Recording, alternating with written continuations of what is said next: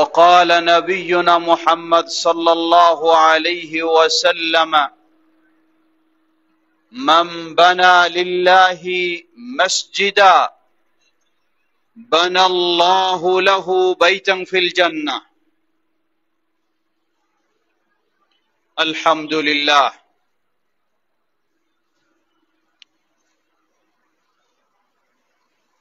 শুরুতে আবারও প্রশংসা জ্ঞাপন করছি সেই আল্লাহ সুবহানাহু ওয়া তাআলার, যার বিশেষ তৌফিকে আমরা তার দ্বীনের পথে চলার সৌভাগ্য লাভ করেছি। যিনি আমাদেরকে তার দ্বীনের পথে কবুল করেছেন, তার এই প্রশংসা জ্ঞাপনার্থে বলি আলহামদুলিল্লাহ। অতঃপর অসংখ্য সালাত ও সালাম পেশ করছি প্রিয় রাসূল মুহাম্মদ সাল্লাল্লাহু আলাইহি ওয়াসাল্লাম, তার আসহাবে কেরাম, আহলে বাইত, শেষ দিবস পর্যন্ত তার প্রতিটি একনিষ্ঠ অনুসারীদের উপর। সমবেত মুসল্লিবৃন্দ, অত্যন্ত আনন্দের সাথে আল্লাহ রাব্বুল আলামিনের প্রশংসা জ্ঞাপন করছি, যিনি আমাদেরকে বাইতুস সুন্নাহ মসজিদ এন্ড ইসলামিক সেন্টার এর কার্যক্রম শুরু করার তৌফিক দান করেছেন। আলহামদুলিল্লাহ। বাইতুস সুন্নাহ তথা সুন্নাহর ঘর, যেই ঘরে রাসূলুল্লাহ সাল্লাল্লাহু আলাইহি ওয়াসাল্লামের সুন্নাহ অনুযায়ী আল্লাহর ইবাদত হবে, এটাই হলো বাইতুস সুন্নাহ।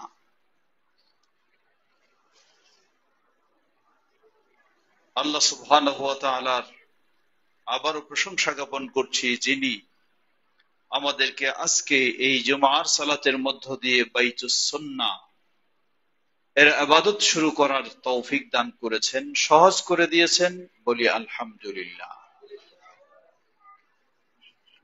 সমবেত মুসল্লিবৃন্দ, আপনারা সকলে অবগত রয়েছেন, এই হবিগঞ্জ জেলায় নবীগঞ্জ উপজেলায় এই বাজারে আমরা একটি পরিকল্পনা হাতে নিয়েছি, তা হলো ইবাদত হবে একমাত্র আল্লাহ সুবহানাহু ওয়া তাআলার জন্য, অনুসরণ হবে একমাত্র আল্লাহর প্রিয় রাসূল মুহাম্মদ সাল্লাল্লাহু আলাইহি ওয়াসাল্লামের। কিন্তু এটা সবাই দাবি করে, সবাই বলে, বাস্তবে ইবাদত হয় না আল্লাহর জন্য। মসজিদের ভিতরে যখন কবর তৈরি করে রাখা হয়, মসজিদের সাথেই যখন মাজার বানিয়ে রাখা হয়, মানুষের চিন্তাটা তখন আল্লাহর দিকে যায় না, যায় ওই কবর এবং মাজারের দিকে। সুতরাং বলার অপেক্ষা রাখে না যে সেখানে কি আসলেই আল্লাহর জন্য ইবাদত হয় না কবরবাসীর ইবাদত হয়। দাবি করা হয় রাসূলুল্লাহ সাল্লাল্লাহু আলাইহি ওয়াসাল্লামের সুন্নাহ অনুযায়ী। আসলেই কি রাসূলুল্লাহ সাল্লাল্লাহু আলাইহি ওয়াসাল্লামের সুন্নাহ অনুযায়ী ইবাদত হয়? যখন বলা হয় আমার মাযহাবে যা আছে তার বাইরে যেতে পারবো না, আমার পীর মুর্শিদের তরিকায় যা আছে তার বাইরে যেতে পারবো না, আমাদের বাপ দাদার নিয়ম নীতি যা আছে তার বাইরে যেতে পারবো না, তখন এই জিনিসটা বোঝা যায় যে আসলেই রাসূলুল্লাহ সাল্লাল্লাহু আলাইহি ওয়াসাল্লামের সুন্নাহ অনুযায়ী হয় না, হয় মাযহাবের নিয়ম অনুযায়ী, হয় তরিকা অনুযায়ী, হয় বাপ দাদার নিয়ম রীতি অনুযায়ী। লা হাওলা ওয়ালা কুওয়াতা ইল্লা বিল্লাহ। এটার নাম ইসলাম নয়। ইসলাম আমরা শুরু করেছি আশহাদু আল্লা ইলাহা ইল্লাল্লাহু ওয়াহদাহু লা শারীকা লাহু ওয়া আশহাদু আন্না মুহাম্মাদান আবদুহু ওয়া রাসূলুহু। এটা দিয়েই আমাদের ইসলাম শুরু। এর অর্থ কি? এটা দিয়েই ইসলাম শুরু, এর অর্থ হলো এই, ইসলামের যা কিছু রয়েছে সব হবে একমাত্র আল্লাহ সুবহানাহু ওয়া তাআলার জন্য। ওয়াহদাহু লা শারীকা লাহু, তিনি এক অদ্বিতীয়, তার কোনো শরীক নেই। সব কিছু সম্পাদন হবে একমাত্র আল্লাহর জন্য, তার তাওহীদকে প্রতিষ্ঠার লক্ষ্যে, সকল প্রকার শিরক মুক্ত হয়ে। ওয়া আশহাদু আন্না মুহাম্মাদান আবদুহু ওয়া রাসূলুহু, এর অর্থই হলো আমার সালাত হবে রাসূলের সালাতের মতো, আমার যাকাত হবে রাসূলের যাকাতের মতো, আমার সিয়াম হবে রাসূলুল্লাহ সাল্লাল্লাহু আলাইহি সাল্লামের সিয়ামের মতো, আমার হজ হবে রাসূলুল্লাহ সাল্লাল্লাহু আলাইহি সাল্লামের হজের মতো, আমার জীবনের ইসলামের প্রতিটি কাজ হবে রাসূলুল্লাহ সাল্লাল্লাহু আলাইহি ওয়াসাল্লামের সুন্নাহ অনুসারে। এটাই হলো ওয়া আশহাদু আন্না মুহাম্মাদান আবদুহু ওয়া রাসূলুহু। কিন্তু আজকে আফসোসের সাথে বলতে হয়, আমরা সাক্ষ্য দেই ঠিকই ওয়া আশহাদু আন্না মুহাম্মাদান আবদুহু ওয়া রাসূলুহু, কিন্তু সালাত আদায়ের সময় আমরা বলি আমার হুজুর কি ধরনের সালাত আদায় করে। সালাত আদায়ের সময় বলি আমার বাপ দাদা কিভাবে সালাত আদায় করেছে। যাকাত দেওয়ার সময় বলি আমার বুজুর্গানে দিন কি নিয়ম দিয়েছেন। হজ পালনের সময় বলি আমার তরিকায় কি নিয়ম আছে। লা হাওলা ওয়ালা কুওয়াতা ইল্লা বিল্লাহ, এটি কখনো কোনো মুসলিমের কাজ হতে পারে না।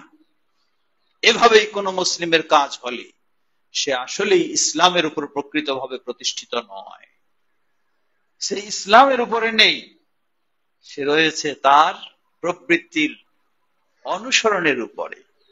মানুষ যেভাবে চলে সেভাবে সে চলছে। কিন্তু মুসলিম যখন এসে সাক্ষ্য দেবে আশহাদু আল্লা ইলাহা ইল্লাল্লাহ ওয়া আশহাদু আন্না মুহাম্মাদান আবদুহু ওয়া রাসূলুহু, এই সাক্ষ্য দেওয়ার সাথে সাথে মুসলিমের ভিতরে পরিবর্তন আসবে, সে প্রতিষ্ঠিত হবে আল্লাহ সুবহানাহু ওয়া তাআলার তাওহীদ একত্ববাদের উপর, মুক্ত হবে সকল প্রকার শিরকি কর্মকাণ্ড ও চিন্তা চেতনা থেকে, প্রতিষ্ঠিত হবে রাসূলুল্লাহ সাল্লাল্লাহু আলাইহি ওয়াসাল্লামের প্রকৃত সুন্নাহর উপরে, মুক্ত হবে সকল প্রকার বিদআহ ও ইবাদতের নামে যা কুসংস্কার রয়েছে সেগুলি থেকে। সেই হচ্ছে প্রকৃত আহলুস সুন্নাহ, সেই হবে ঈমানদার। এজন্য ইমাম আবু হানিফা রাহিমাহুল্লাহ কতই না সুন্দর বলেছেন। তিনি তার প্রিয় ছাত্র আবু ইউসুফকে উপদেশ দিতে গিয়ে বলেন,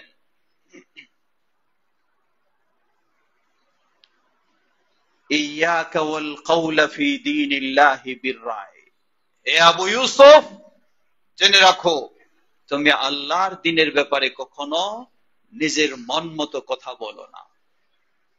কারণ আল্লাহর দ্বীনের ব্যাপারে কথা বলতে হবে আল্লাহ যা বলেছেন এবং আল্লাহর প্রিয় রাসূল মুহাম্মদ সাল্লাল্লাহু আলাইহি সাল্লাম যা বলেছেন সেভাবে, এর বাইরে নয়।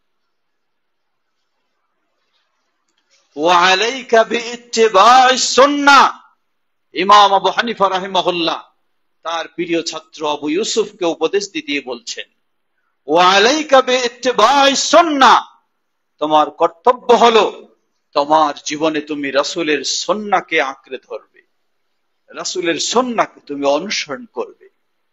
কারণ মান খারাজা আনহা ফাকাদ দাল্লা, যে রাসূলের সুন্নাহ থেকে বের হয়ে যায় সে কখনো হেদায়েতের উপরে থাকতে পারে না, সে পথভ্রষ্ট হয়ে যায়। আল্লাহু আকবার। ইমাম আবু হানিফা রাহিমাহুল্লাহ কতই না সুন্দর উপদেশ দিয়েছেন। তার এই উপদেশ শুধু তার ছাত্রের জন্য নয়, গোটা মুসলিম উম্মাহর জন্য। আজকে ইমাম আবু হানিফা রাহিমাহুল্লাহর এই উপদেশ যদি যারা নিজেদেরকে ইমাম আবু হানিফা রাহিমাহুল্লাহর অনুসারী বলে দাবি করেন তারা মেনে চলতে পারতেন, তাহলে আজকে ইসলামের নামে এত দৈন্য দশা আমাদের হতো না।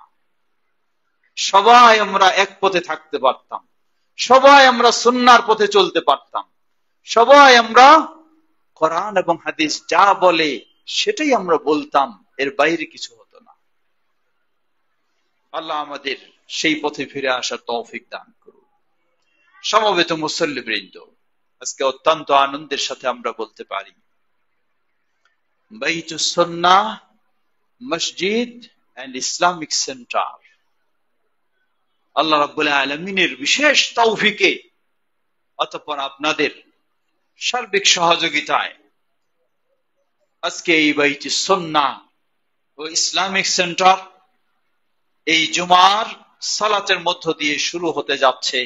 আলহামদুলিল্লাহ, বলি আলহামদুলিল্লাহ। প্রশংসা সেই আল্লাহর, হেদায়েতের মালিক তিনি। আল্লাহ সুবহানাহু ওয়া তাআলা যদি আমাকে হেদায়েত না দেন, তাহলে আমি কখনো হেদায়েত পাবো না। এমন কি রাসূলের বংশধরের মানুষও যদি হয়, তবু এমনি হেদায়েত পেয়ে যাবে না। রাসূল সাল্লাল্লাহু আলাইহি ওয়াসাল্লামকে কতই না সহযোগিতা দিয়েছেন। রাসূল সাল্লাল্লাহু আলাইহি ওয়াসাল্লামের পক্ষে কথা বলতে গিয়ে, সহযোগিতা দিতে গিয়ে সামাজিক ভাবে বয়কটের শিকারও হয়েছেন সেই আবু তালেব। কত ত্যাগ স্বীকার করেছেন, কিন্তু আল্লাহ সুবহানাহু ওয়া তাআলা তার ভাগ্যে হেদায়েত রাখেননি। তার পক্ষে কখনো হেদায়েত পাওয়া সম্ভব হয়নি।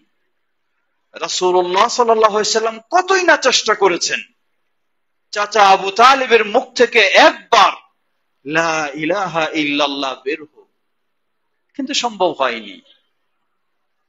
চাচা আবু তালেব যখন মুমূর্ষ মুহূর্তে মৃত্যু শয্যায় শায়িত, রাসূলুল্লাহ সাল্লাল্লাহু আলাইহি ওয়াসাল্লাম সুযোগটা নিলেন শেষবারের মতো। বহুবার চেষ্টা করেছি চাচাকে একবার মুখ দিয়ে লা ইলাহা ইল্লাল্লাহ বের করানোর, কোনোদিন পারিনি। এটাই হতে পারে শেষ সুযোগ, আরেকটু আমি চেষ্টা করি। বললেন, ইয়া আম্মি কুল লা ইলাহা ইল্লাল্লাহ, হে চাচা একবার মুখ দিয়ে বলুন লা ইলাহা ইল্লাল্লাহ, আপনার জন্য আল্লাহর কাছে যা সুপারিশের প্রয়োজন আমি তাই করব। চাচাকে যখন এই প্রস্তাব দিলেন, এই দাওয়াত দিলেন, চাচা আরেক দিকে মুখ ঘুরিয়ে দেখেন, সেদিকে আবু জাহাল, আবু লাহাবের মতো সেই কাফের নেতৃবৃন্দ বসে আছে। তারা সাথে সাথে আবু তালেবকে বলা শুরু করলো, হে আবু তালেব, তোমার গোটা জীবনটাই ছিল বাপদাদার ধর্মের উপরে। এই মৃত্যু মুহূর্তে এসে তুমি বাপদাদার দিন বর্জন করে মুহাম্মদের দিন গ্রহণ করবে, আমাদেরকে তুমি লাঞ্ছিত অপমানিত করবে, এটা তো হতে পারে না। তুমি বাপদাদার দিনের উপরে অটল থাকো। আবু তালিব তাদের কথা শুনে ভাবছিলেন যে আজকে লা ইলাহা ইল্লাল্লাহ বলবো, কিন্তু আর সুযোগ হলো না। আবার রাসূল সাল্লাল্লাহু আলাইহি ওয়াসাল্লাম প্রস্তাব দিলেন, দাওয়াত দিলেন, হাদিস সহিহ মুসলিমের। দ্বিতীয়বার বলার পরে আবার সেই আবু জাহেল তাদের কথায় তিনি থেমে গেলেন। তৃতীয়বার আবার রাসূল সাল্লাল্লাহু আলাইহি ওয়াসাল্লাম বললেন, বলুন একবার লা ইলাহা ইল্লাল্লাহ। আবার সেই আবু জাহেলদের বাধায় তিনি থেমে গেলেন। আর চতুর্থবার সুযোগ হলো না। এর মধ্য দিয়েই তার রূহ বের হয়ে গেল, বিদায় নিলেন তিনি বাপদাদার ধর্মের উপরে। কালিমা লা ইলাহা ইল্লাল্লাহ মুখ দিয়ে উচ্চারণ করা সম্ভব হলো না। রাসূলুল্লাহ সাল্লাল্লাহু আলাইহি ওয়াসাল্লাম যেন খুব কষ্ট পেলেন। যেই চাচা আমাকে এত সেবা দিল, যেই চাচা আমাকে এত সাপোর্ট করলেন, যেই চাচা আমাকে এত সহযোগিতা দিলেন মক্কার এই কঠিন পরিবেশে, সেই চাচার মুখ থেকে একবার আমি লা ইলাহা ইল্লাল্লাহ বের করাতে পারলাম না। রাসূল সাল্লাল্লাহু আলাইহি ওয়াসাল্লাম যেন খুব ব্যথিত। আল্লাহ সুবহানাহু ওয়া তাআলা নাজিল করলেন, ইন্নাকা লা তাহদি মান আহবাবতা ওয়ালাকিন্নাল্লাহা ইয়াহদি মান ইয়াশা। হে নবী, জেনে রাখো, তুমি যারই পছন্দ করো, ভালোবাসো, তাকেই তুমি লা ইলাহা ইল্লাল্লাহর পথে, তাওহীদের পথে হেদায়েত দিতে পারবা, এমনটা কিন্তু নয়। হেদায়েত দেওয়ার মালিক হলেন আল্লাহ সুবহানাহু ওয়া তাআলা। তিনি যাকে ইচ্ছা করেন তাকেই হেদায়েত দেন। আল্লাহু আকবার। প্রিয় ভাইরা আমার, 14 পুরুষ হতে পারে মুসলিম, কিন্তু আপনি তাওহীদের পথে নেই, ওই 14 পুরুষ মুসলিম হয়েও কোনো কাজে আসবে না।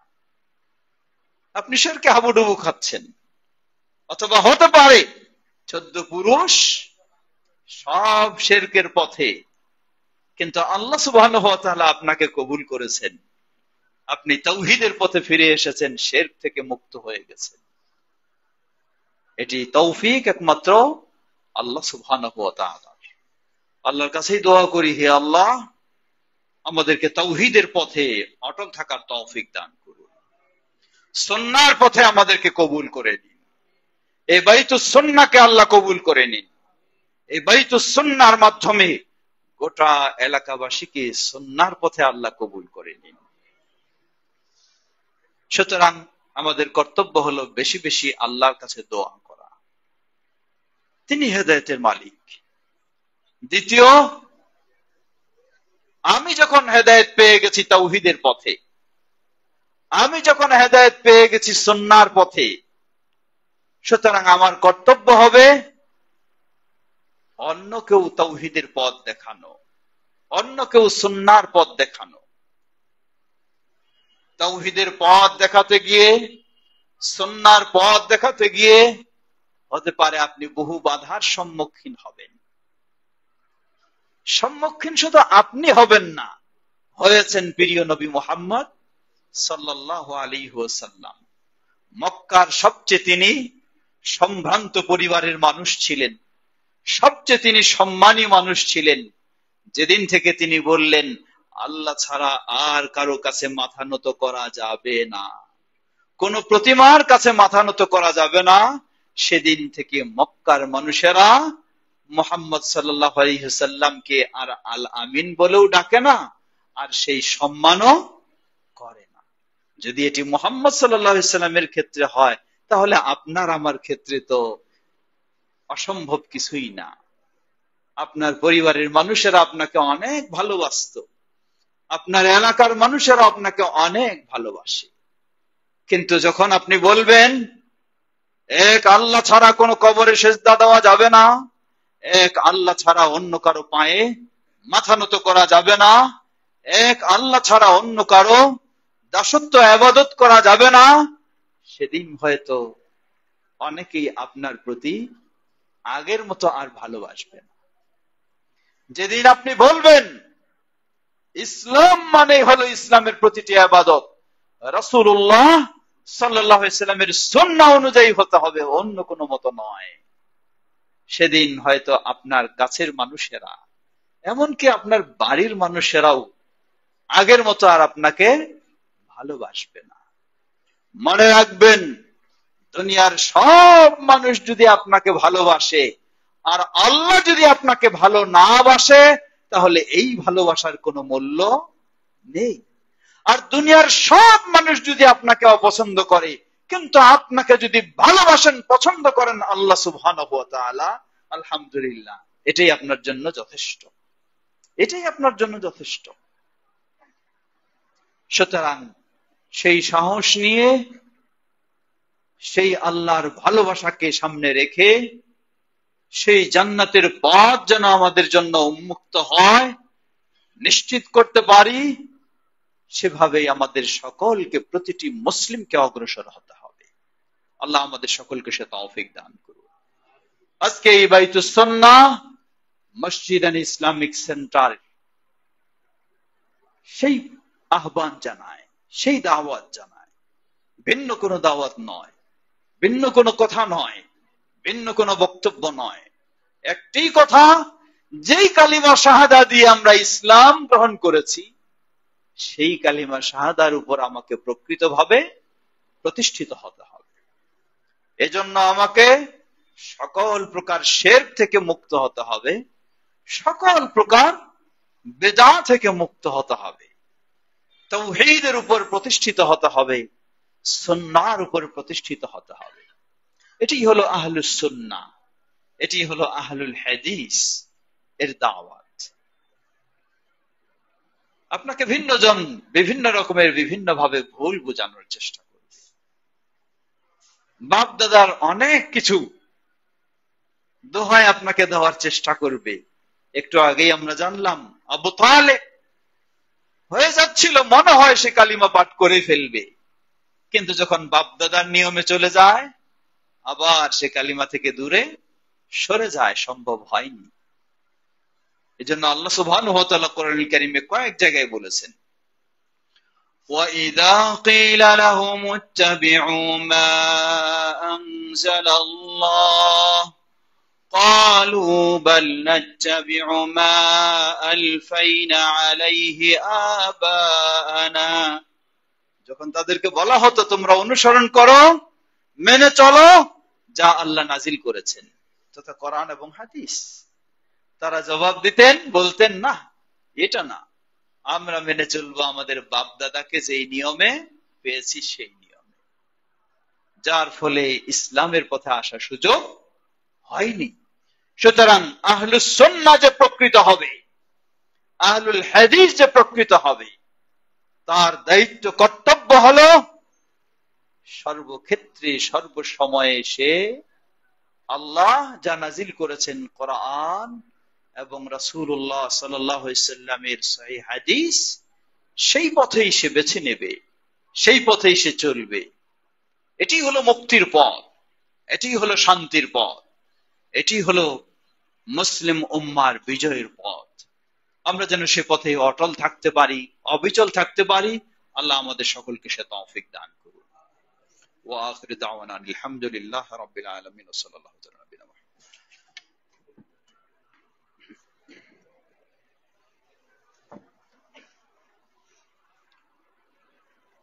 আলহামদুলিল্লাহ, আলহামদুলিল্লাহি রাব্বিল আলামিন والصلاة والسلام على عبد الله ورسوله نبينا محمد وعلى آله وصحبه أجمعين أما بعد। সমবেত মুসল্লিবৃন্দ, আজকে যেহেতু প্রথম খুতবা, প্রথম জুমা, তাই মৌলিক কিছু বিষয় আপনাদের অবগতির জন্য জানাতে চাই। আমাদের সমাজে নিয়ম রয়েছে, জুমার দিন 3টি খুতবা দেওয়া হয়, কিন্তু রাসূল সাল্লাল্লাহু আলাইহি সাল্লাম দিতেন 2 খুতবা। 3 খুতবা কেমনে? 2টা দেওয়া হয় মেম্বারে দাঁড়িয়ে আরবিতে, আর একটা দেওয়া হয় আগেই বসে বাংলা ভাষায়। খুতবা মানে হলো বক্তব্য, সেটাও বক্তব্য, এটাও বক্তব্য। রাসূলুল্লাহ সাল্লাল্লাহু আলাইহি সাল্লামের সুন্নাহ 3 খুতবা নয়, রাসূলুল্লাহ সাল্লাল্লাহু আলাইহি সাল্লামের সুন্নাহ হলো 2 খুতবা। বরং নিজের ভাষায় বসে বসে যে খুতবা দেওয়া হয়, এটিকে রাসূলুল্লাহ সাল্লাল্লাহু আলাইহি সাল্লাম নিষেধ করেছেন। সাহাবীদের থেকেও সহিহভাবে প্রমাণিত, জুমার খুতবার আগে সমবেত হয়ে দরস তাদরিস এটি নিষিদ্ধ। কেন এই নিষিদ্ধ পথটা আমরা বেছে নিলাম? আমরা অনেক সময় কোরআন সুন্নাহর সীমারেখা সঠিকভাবে অবলম্বন করি না, ইচ্ছা মতো পরিবর্তন করি, আর অনেক সময় যেটা ইসলাম অত জটিল করে দেয় নাই সেটা জটিল করে নিয়ে তখন বিকল্প কিছু চালু করি। যেমন এই জুমার মধ্যেই দেখুন, জুমার খুতবা এটি সবচেয়ে, অসংখ্য হাদিস এই মর্মে, আমার একটি গ্রন্থ রয়েছে গবেষণামূলক, যে জুমা ও ঈদের খুতবা মাতৃভাষায়, এর বিধান সম্পর্কে বই। কারণ রাসূল সাল্লাল্লাহু আলাইহি সাল্লাম জুমার খুতবা দিতেন, এটি হলো একটি সাপ্তাহিক মুসলিম উম্মার জন্য দিক নির্দেশনা। প্রেক্ষাপট অনুযায়ী কখন কি প্রয়োজন, সেই অনুযায়ী মুসলিম উম্মার দিক নির্দেশনা হলো এই জুমার খুতবা। এই জুমার খুতবার মাধ্যমে ইসলাম শিক্ষা দেওয়া হয়। তো খতিব যদি হয় এক ভাষার আর শ্রোতারা যদি হয় আরেক ভাষার, তাহলে তো কোনোদিনই এই খুতবা দিয়ে কেউ উপকৃত হতে পারবে না। এজন্য আল্লাহ সুবহানাহু ওয়া তাআলা যুগে যুগে অসংখ্য নবী রাসূল প্রেরণ করেছেন। কোন নবী রাসূলকে তার কওমের কাছে ভিন্ন ভাষায় প্রেরণ করেননি, নিজের ভাষায় প্রেরণ করেছেন। মক্কার মানুষেরা তারা ছিলেন আরবি ভাষাভাষী, রাসূল সাল্লাল্লাহু আলাইহি সাল্লাম ছিলেন আরবি ভাষাভাষী। এজন্য পৃথিবীর সকল উল্লেখযোগ্য নির্ভরযোগ্য ইসলামী স্কলার যারা, তারা মনে করেন যে জুমার খুতবা উত্তম হলো যদি শ্রোতারা সবাই আরবি বুঝে, আরবি ভাষার মানুষ হয়, তাহলে খুতবা অবশ্যই আরবি ভাষায় হবে। শ্রোতারা যদি ভিন্ন ভাষার হয়, আরবি বুঝবে না, তাহলে উত্তম হলো জুমার খুতবা শুরু হবে আরবি দিয়ে, অতঃপর শিক্ষামূলক বিষয়গুলি শ্রোতার ভাষায় ব্যাখ্যা করে দেওয়া হবে। এটি কোরআন সুন্নাহর অসংখ্য দলিলের আলোকে প্রমাণিত। বরং আশ্চর্যের বিষয় হলো প্রসিদ্ধ চার মাযহাব, হানাফি মাযহাব, মালিকি মাযহাব, শাফিঈ মাযহাব, হাম্বলি মাযহাব, এই চার মাযহাবের মাঝে যেই মাযহাবে ভিন্ন ভাষায় খুতবা প্রদানের সবচেয়ে বেশি ছাড় দেওয়া রয়েছে, সেই মাযহাবই হলো হানাফি মাযহাব। আর আমাদের সমাজে এই মাযহাবেই সবচেয়ে বেশি কঠোরতা অবলম্বন করা হয় যে আরবি ছাড়া চলবে না।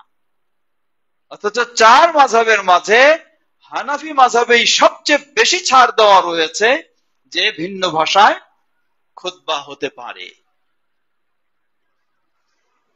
প্রিয় ভাইরা আমার, সুতরাং এখানে হয়তো অনেকে এসে বুঝবেন, যেহেতু প্রচলিত নিয়ম হলো প্রথমে বাংলায় খুতবা হবে বসে বসে, তারপর সুন্নতের সময় দিবে, তারপর দাঁড়িয়ে সংক্ষিপ্ত ভাবে দায়ে সারা বলবো, দায়ে সারা। এজন্যই দায়ে সারা, রাসূল সাল্লাল্লাহু আলাইহি ওয়াসাল্লামের খুতবাই ছিল মুসলিম উম্মার জন্য দিক নির্দেশনা, শিক্ষা। আর এই খুতবা থেকে তো কেউ শিক্ষা নিতে পারে না যারা অনারবি মানুষ, তাই এটি দায়ে সারা খুতবা। তো এই জন্য বলবো আমাদের এই বাইতুস সুন্নাহ, এই বাইতুস সুন্নাহ সুন্নাহ অনুযায়ী খুতবা হবে ইনশাআল্লাহ, এবং সেটা আজ দিয়ে শুরু, আলহামদুলিল্লাহ। দ্বিতীয় যে বিষয়টি,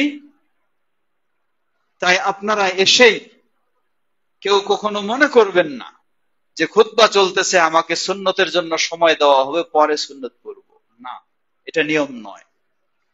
নিয়ম হলো যখনই আপনি মসজিদে প্রবেশ করবেন, আল্লাহ রাসূল সাল্লাল্লাহু আলাইহি ওয়াসাল্লাম বলেন, ইযা দাখালা আহাদুকুমুল মাসজিদা ফালা ইয়াজলিস ক্বাবলা আন ইয়ারকা'a রাকা'তাইন। তোমাদের যখন কেউ মসজিদে প্রবেশ করবে, 2 রাকাত না পড়ে সে যেন না বসে। আগে 2 রাকাত পড়তে হবে, তারপর বসতে হবে। কেউ প্রশ্ন করবেন যে তাহলে কি খুতবা চলাকালীন সময়ও পড়ব?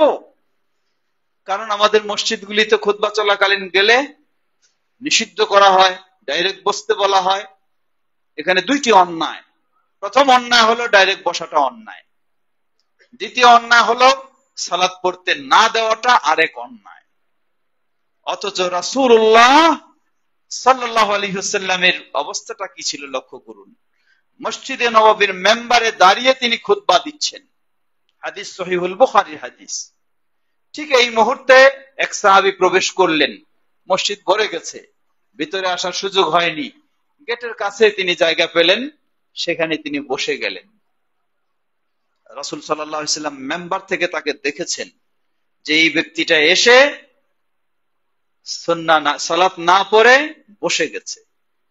খুতবা চলাকালীন অবস্থায় তাকে শোকজ করলেন, বললেন, আসাল্লাইতা, তুমি কি সালাত আদায় করেছো? বেচারা হতভম্ব, বললেন, না করিনি। কুম ওয়াসাল্লি রাকাতাইন, উঠো তুমি 2 রাকাত পড়ো, তারপরে বসো। আল্লাহু আকবার। খুতবা চলাকালীন অবস্থায় রাসূলুল্লাহ সাল্লাল্লাহু আলাইহি ওয়াসাল্লামের নিয়ম হলো, বিধান হলো, খুতবা চলাকালীন অবস্থায় কেউ যদি এসেছে, দেখেছেন যে সালাত না পড়ে বসে গেছে, তাকে দাঁড়ায় উঠায় তাকে সালাত পড়ায় তারপর বসায়ছেন। আর আমাদের খতিবদের নিয়ম হলো কেউ যদি পড়তে চায় তাকে ধমক দিয়ে বসায় দেয়, পড়তে নিষেধ করে। লা হাওলা ওয়ালা কুওয়াতা ইল্লা বিল্লাহ। কি উল্টা ইসলাম! দেখুন কি আশ্চর্য বিষয়। রাসূল সাল্লাল্লাহু আলাইহি সাল্লাম সুন্নাহ পড়ে নাই, সালাত পড়ে নাই, এমনি বসে গেছে, তাকে দাঁড়ায় সালাত পড়ালেন। আর আমাদের খতিবরা কি করে? কেউ পড়তে চাইলে তাকে ধমক দিয়ে বসায় দেয়, এখন কোনো সালাত নেই। কেন? এই কারণটা, এর কারণ হলো আসলে আমরা কোরআন এবং সহিহ হাদিসের আলোকে ইসলাম মেনে চলি না। যদি কোরআন এবং সহিহ হাদিসের আলোকে ইসলাম মেনে চলতাম তাহলে সেই বিধানেই আমরা পেয়ে যেতাম। কেউ বলবেন যে খুতবা চলাকালীন অবস্থায় তো অনেক কিছু নিষেধ করা হয়। জবাব, হ্যাঁ, এটাও আপনাকে মনে রাখতে হবে। খুতবা চলাকালীন অবস্থায় এই খুতবা, এটি সাধারণ বক্তব্য নয়। জুমার খুতবা কখনো সাধারণ বক্তব্যের মতো মনে করা যাবে না।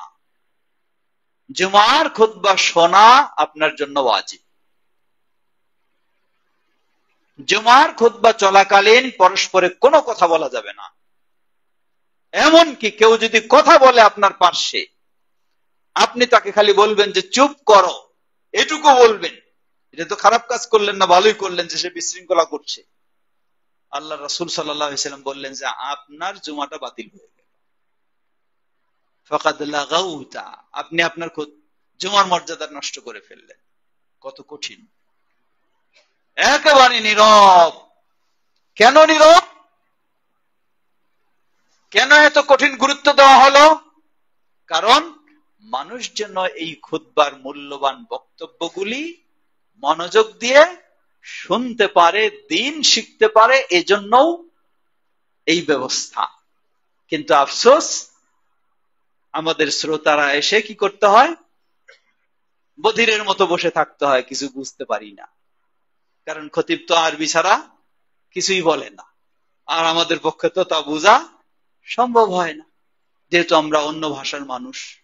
এজন্য খতিবেরও উচিত জনগণের, শ্রোতার, মুসল্লিদের ভাষা অনুযায়ী সেটি কোরআন সুন্নাহর নির্দেশনাগুলিকে ব্যাখ্যা করে দেওয়া, যাতে সেটি বুঝতে পারে, তাহলে খুতবার উদ্দেশ্য সফল হয়। তো যে বলছিলাম, সুতরাং খুতবা চলাকালীন সময় কারো কোনো কথা বলার সুযোগ নেই, কাউকে কোনো দিকে কিছু বলারও সুযোগ নাই, নির্দেশ দেওয়ারও সুযোগ নাই, একেবারে নীরব। এমনকি আল্লাহ রাসূল সাল্লাল্লাহু আলাইহি ওয়াসাল্লাম বলেছেন, কেউ কিছু যদি নাড়াচাড়া করে, ইট পাথর বা ইত্যাদি, তাহলেও তার জুমা বাতিল হয়ে যায়। এত কঠিন। সমবেত মুসল্লিবৃন্দ, সুতরাং আমরা চেষ্টা করব রাসূলুল্লাহ সাল্লাল্লাহু আলাইহি ওয়াসাল্লামের সুন্নাহ অনুযায়ী সঠিক দ্বীনকে জানা এবং সঠিক দ্বীন মেনে চলা। আল্লাহ আমাদের সকলকে সে তৌফিক দান করুন। খুতবার সময় খুব দীর্ঘ করাও কিন্তু সুন্নাহ বিরোধী। খুতবার সময় আমাদের অনেক সময় দেখা যায়, বিশেষ করে নতুন জায়গাগুলি, শ্রোতারাও খুব চায় আর আমাদের খতিবরাও খুব লম্বা করে ফেলে। এটিও সুন্নাহ বিরোধী। আলোচনা হবে আরো দীর্ঘ, অন্য সময় হবে, কিন্তু খুতবার সময় সহিহ মুসলিমের হাদিস, আল্লাহ রাসূল সাল্লাল্লাহু আলাইহি ওয়াসাল্লাম বলেন, মানুষের বিজ্ঞতার পরিচয় হলো সালাত হবে দীর্ঘ, খুতবা হবে সংক্ষিপ্ত। সালাত দীর্ঘ, খুতবা সংক্ষিপ্ত মানে কি? 2 রাকাত সালাত পড়তে দীর্ঘ করলেও হয়তো 10 মিনিট লাগতে পারে, তাহলে এর চেয়ে সংক্ষিপ্ত হওয়াটাই হলো বিজ্ঞতার পরিচয়, এটাই হলো নিয়ম।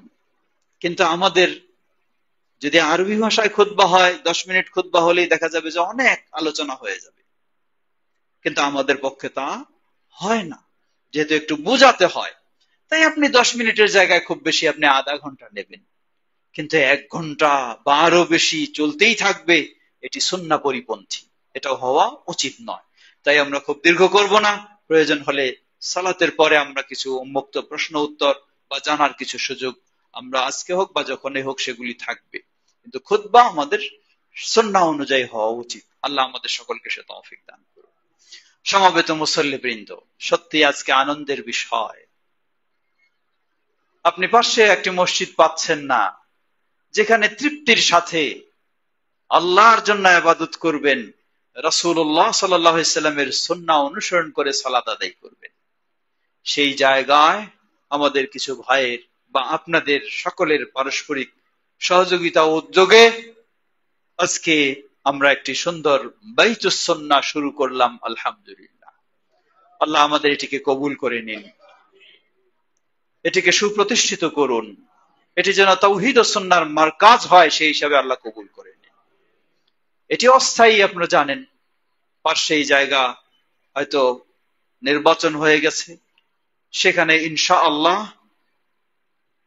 বাইতুস সুন্নাহ মসজিদ এবং ইসলামিক সেন্টার বা একটি কমপ্লেক্স গড়ে উঠবে ইনশাআল্লাহ। আমার বিশ্বাস আপনারা যদি সবাই আন্তরিক হন, এগিয়ে আসেন, তাহলে আপনারা এবং যারা প্রবাসী আছে তাদের সকলের সহযোগিতায় আমরা খুব দ্রুত সেই কাজে এগিয়ে যেতে পারবো ইনশাআল্লাহ। আর প্রথমে এই কাজ মানেই হলো একটি বিশাল সুসংবাদ।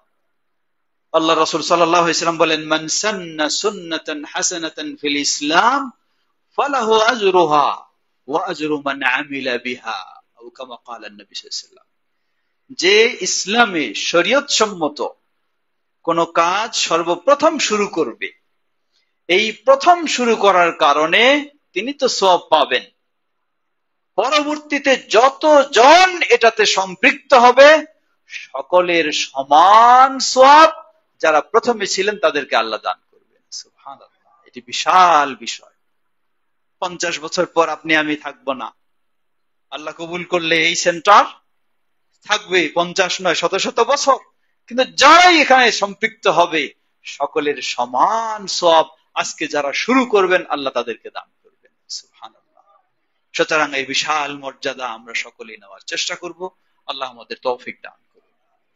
সমবেত মুসল্লিবৃন্দ, আমরা জানি বিশ্বব্যাপী মুসলিমেরা আজকে ব্যথিত, সবাই আজকে আমরা কষ্ট অনুভব করছি। আজকে আমরা কত শান্তিতে নিজের ঘরে থাকতে পারি, মুসলিম হওয়ার কারণে সেই মজলুম নির্যাতিত ফিলিস্তিনবাসী আজকে তারা ঘরে নেই, ঘর থেকে বিতাড়িত, ঘর শেষ করে দেওয়া হচ্ছে। শুধু ঘর নয়, পরিবারের হয়তোবা সব মানুষদেরকেও হত্যা করা হচ্ছে। অথবা বাবা আছে সন্তান নেই, স্বামী আছে স্ত্রী নেই, স্ত্রী আছে স্বামী নেই, এভাবেই তাদের আজকে অবস্থা।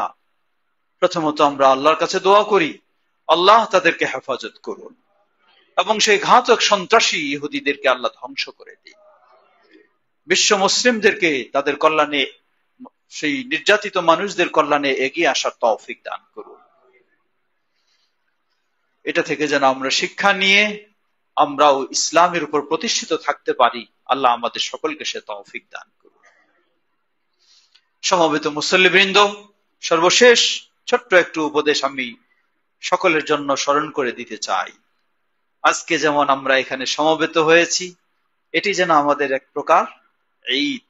সত্যি জুমার দিন ঈদ, কিন্তু জুমার দিন ঈদ হলেও যেই মসজিদে হয়তো কবর রয়েছে, মাজার রয়েছে, ওখানে গিয়ে তো আর ঈদ হয় না। তাওহীদপন্থীর ওখানে কষ্টের জায়গা বা যাওয়ারই জায়গা নয়, যাওয়ারই সুযোগ নেই, কারণ সেখানে তো সালাতেই হবে না, যাওয়ারই সুযোগ নেই। তো আলহামদুলিল্লাহ, আমাদের ঈদের পর ঈদ হলো, আমরা আজকে এই বাইতুস সুন্নাহ শুরু করতে যাচ্ছি আলহামদুলিল্লাহ। সুতরাং একদিকে আমরা আন্তরিকতার সাথে এগিয়ে যাওয়ার চেষ্টা করব, অপর দিকে আমরা সবাই ঐক্যবদ্ধ থাকার চেষ্টা করব।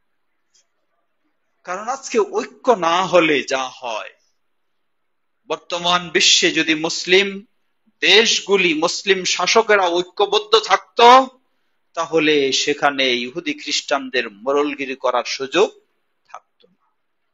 আমাদের অনৈক্যের কারণে আজকে আমরা এই নির্যাতনের শিকার হচ্ছি। সুতরাং এটি মনে রাখবেন, ঐক্যবদ্ধ হয়ে থাকা এটি হলো অত্যন্ত একটি অপরিহার্য বিষয়। শুরুর সময় অনেকেরই খুব আগ্রহ পাওয়া যায়, কিছুদিন গেলেই আবার বিভিন্ন জনের মাঝে বিভিন্ন রকমের ভুল বুঝাবুঝি শুরু হয়ে যায়। আমি অনুরোধ জানাবো, চিন্তা করব আমরা খুশি করার জন্য আল্লাহ সুবহানাহু ওয়া তাআলা। আমার এখানে কোন পদ থাকুক আর নাই থাকুক, আমার প্রশংসা করা হোক আর নাই হোক, এটি যেন আমরা চিন্তা না করি। আমরা চিন্তা করব, এই জন্য আমি অনেক সময় বলি, কোন মসজিদ বা কোন ইসলামিক কমপ্লেক্সের তালিকায় আপনার নাম আছে কিনা এটি আপনি দেখার চিন্তা করবেন না। আপনি চিন্তা করবেন আল্লাহর তালিকায় আপনার নাম আছে কিনা। দুনিয়ার কোন তালিকায় যদি আপনার নাম নাও থাকে আর আল্লাহর তালিকায় নাম থাকে, তাহলে আপনি সফল। আর দুনিয়ার হাজার তালিকায় যদি আপনার নাম থাকে, আল্লাহর তালিকায় যদি আপনার নাম না থাকে, তাহলে এই তালিকায় নাম দিয়ে কোনো কাজ হবে না। সুতরাং আমরা আল্লাহর সন্তুষ্টি অর্জনের লক্ষ্যেই কাজ করার চেষ্টা করব, সবাই আন্তরিকতার সাথে ঐক্যবদ্ধ হয়ে চলব। বাংলাদেশে আহলে হাদিসদের, আহলে সুন্নাহ, সালাফি মানহাজের এই দাওয়াত আলহামদুলিল্লাহ ছড়িয়ে যাচ্ছে, আলহামদুলিল্লাহ। তাই আমাদের অত্যন্ত সচেতনতা, আন্তরিকতার সাথে আমরা ঐক্যবদ্ধ হয়ে অগ্রসর হব। আমাদের ভাই আব্দুস সবুর সাহেব, তিনি আপনাদের পক্ষ থেকে আমাকে বারবার যোগাযোগ করেছেন, এবং আপনাদের ভাইরা যারা আছেন তারাও তো আমার সাথে বারবারই করেছেন যেন আজকে আপনাদের সাথে জুমার সালাত আদায় করতে পারি। আমাদের ভাই জনাব মিজানুর রহমান সাহেব, বৃহত্তর সিলেট জেলা জমিয়তের সভাপতি, এবং জনাব আব্দুল জব্বার সাহেব সেক্রেটারি, ওনারাও আমার সাথে বারবার যোগাযোগ করেছেন এবং সাথেও এসেছেন। আমি সবাইকে কৃতজ্ঞতা জানাচ্ছি, মোবারকবাদ জানাচ্ছি, এবং আল্লাহর কাছে দোয়া করি আমরা সবাই যেন পরস্পর সহযোগিতা দিয়ে আমরা সফলভাবে এই বাইতুস সুন্নাহ মসজিদ ও ইসলামিক সেন্টারকে গড়ে তুলতে পারি। আল্লাহ আমাদের সবাইকে সে তৌফিক দান করুন। যারা যেভাবে যার পক্ষে সম্ভব সেভাবে আমরা এগিয়ে আসার চেষ্টা করব ইনশাআল্লাহ। ইবাদাল্লাহ রাহিমাকুমুল্লাহ, اللهم صل على محمد وعلى آل محمد كما صليت على إبراهيم وعلى آل إبراهيم إنك حميد مجيد. اللهم بارك على محمد وعلى آل محمد كما باركت على إبراهيم وعلى آل إبراهيم إنك حميد مجيد. اللهم ارض عن الخلفاء الراشدين وعن سائر أصحاب نبيك الكريم. اللهم أعز الإسلام والمسلمين واخذل الكفرة والمشركين ودمر ديارهم. হে আল্লাহ, আমাদের দেশ সহ পৃথিবীর সর্বত্র ইসলাম ও মুসলিমদেরকে সমুন্নত করুন। পৃথিবীর সর্বত্র মুসলিমদেরকে কোরআন ও সুন্নাহর আলোকে ঐক্যবদ্ধ হওয়ার তৌফিক দান করুন। কোরআন ও সুন্নাহর আলোকে সঠিক ইসলামের দিকে ফিরে আসার তৌফিক দান করুন। নির্যাতিত মাজলুম মুসলিমদেরকে আল্লাহ হেফাজত করুন। ঘাতক সন্ত্রাসীদেরকে আল্লাহ তাদের ষড়যন্ত্রে আল্লাহ তাদেরকে ধ্বংস করে দিন। মুসলিমদেরকে তাওহীদ ও সুন্নাহর পথে প্রতিষ্ঠিত ও ঐক্যবদ্ধ হওয়ার আল্লাহ তৌফিক দান করুন। আমাদের আজকের এই বাইতুস সুন্নাহকে আল্লাহ কবুল করে নিন। এর পিছনে যার যেভাবে অবদান, আল্লাহ সকলের সে অবদান কবুল করে নিন, এবং এর বিনিময়ে যেন আমরা জান্নাতের অট্টালিকা লাভ করতে পারি, আল্লাহ সেটি আমাদের জন্য কবুল করে নিন। আমাদের মাঝে উপস্থিত অনুপস্থিত ও বিপদগ্রস্ত অনেকেই অসুস্থ বিপদগ্রস্ত রয়েছেন, আল্লাহ সকলকে পরিপূর্ণ সুস্থতা দান করুন, সকলকে বিপদ থেকে মুক্তি দান করুন। আর আমাদের প্রিয়জন যারা বিদায় নিয়ে চলে গেছেন, বাবা মা ভাই বোন, আল্লাহ তাদের ভুল ত্রুটি ক্ষমা করে তাদেরকে জান্নাতুল ফেরদাউস নসিব করুন। আর আমরা যেন সকলেই জান্নাতের পথে, তাওহীদ ও সুন্নাহর পথে অটল অবিচল থাকতে পারি, ঈমানের সাথে আমাদের বিদায় হয়, আল্লাহ আমাদের জন্য কবুল করে নিন। আমাদের স্নেহের সন্তানদেরকে যেন ইসলামের আলোকে গড়ে তুলতে পারি, আল্লাহ আমাদের সকলকে সে তৌফিক দান করুন। আমাদের এই দেশকেও আল্লাহ কোরআন ও সুন্নাহর পথে কবুল করে নিন। দেশকেও সকল প্রকার ষড়যন্ত্র থেকে আল্লাহ আমাদেরকে হেফাজত করুন। কিছু আরো কথা রয়েছে যেগুলি হয়তো আমরা সালাতের পরে আলোচনা করব ইনশাআল্লাহ। আমরা এখানে শেষ করছি। সুবহানাকাল্লাহুম্মা ওয়া বিহামদিকা আশহাদু আল্লা ইলাহা ইল্লা আনতা আস্তাগফিরুকা ওয়া আতুবু ইলাইক। কাতার সোজা করে নিন।